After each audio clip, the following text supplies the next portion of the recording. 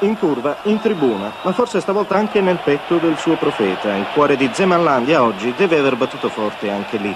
Profeta, mago, mostro, mitico, fate voi, ma per favore non dimenticate Esorcista. Magari con l'aiuto delle immancabili caramelle di un immancabile amico, ma certo è che solo Zeman finora è riuscito ad ospitare il diavolo senza timbrare il cartellino della sconfitta.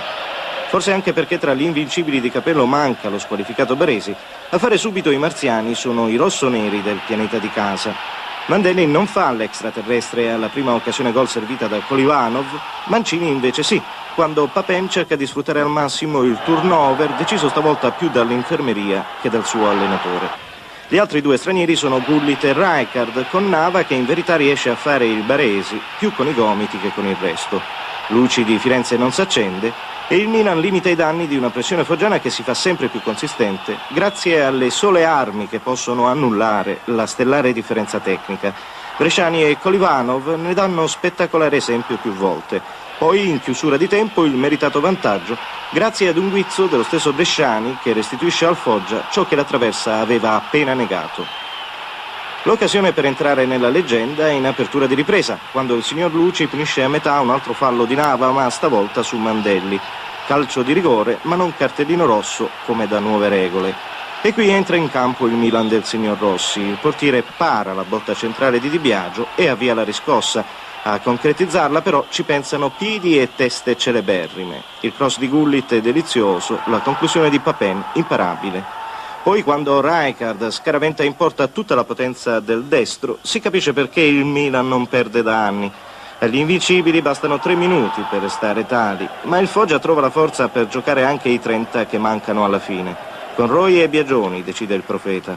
Più col cuore, forse, che con convinzione. Ma ha un cuore anche il signor Rossi, ed ecco il portiere milanista smanacciare il pallone che Seno sfrutta per andare a urlare sotto la curva quello che sembrava incredibile.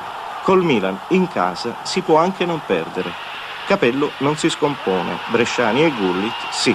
Forse al primo tempo abbiamo sbagliato, abbiamo buttato solo la palla avanti e abbiamo fatto il loro gioco. Quando abbiamo cominciato a giocare, Foggia è andato nettamente in difficoltà. Continuano a fare il vostro gioco anche gli altri, visto quello che non è riuscito a fare l'Inter oggi.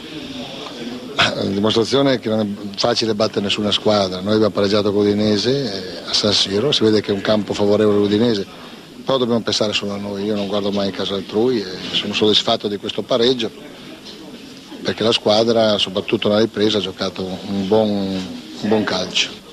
Noi abbiamo cominciato abbastanza male il primo tempo, non avevamo partita in mano, al secondo tempo abbiamo giocato un po' meglio. E sono successi anche tanti episodi clamorosi, ma abbiamo reagito con un grande orgoglio. Senti, Franco Baresi starà pure invecchiando, ma è sempre meglio averlo in campo, no? Sì, per noi sì. Ma sì, lei sa anche bene, il calcio è strano.